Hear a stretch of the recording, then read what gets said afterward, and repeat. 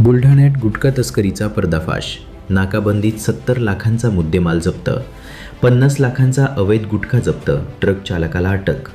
मध्य प्रदेशातील बुरहानपूरकडून आलेला एक संशयास्पद ट्रक नाकाबंदीद्वारे अडवून पोलिसांनी ट्रकमधील सुमारे 50,13,000 रुपये किमतीचा प्रतिबंधित गुटखा, पान मसाला व सुगंधित तंबाखूचा मोठा साठा जप्त केला.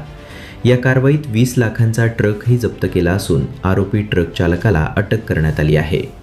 सुरूर अहमद नूर अहमद राहणार फिरदोस कालनी अकोला असे अटक करण्यात आलेल्या ट्रक चालकाचे नाव आहे.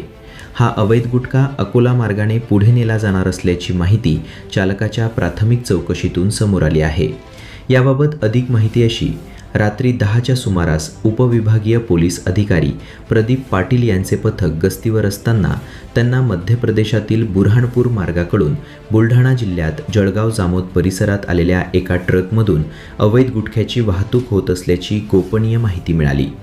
त्यानुसार पोलिसांनी शेगाव पोलीस ठाण्याच्या हद्दीत वरवंट बकाल ते शेगाव मार्गावर एका बेकरीजवळ नाकाबंदी केली.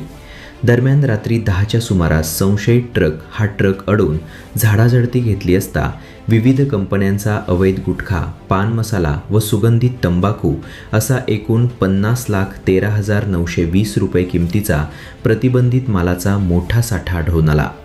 गुटख्याच्या अवैध वाहतुकीसाठी वापरलेला 20 लाखांचा ट्रकही या कारवाईत जप्त करण्यात आला. बुलढाणा जिल्हा पोलीस अधीक्षक निलेश तांबे यांच्या मार्गदर्शनाखाली उपविभागीय पोलीस अधिकारी प्रदीप पाटील, उपनिरीक्षक सुनील राऊत, सुधाकर थोरात, योगेश कुवारे, मंगेश सोळंके यांच्या पथकाने ही कारवाई केली. शेगाव पोलीस या प्रकरणी पुढील तपास करीत आहेत. Bureau report, star TV 9, Shegaon, Buldhana.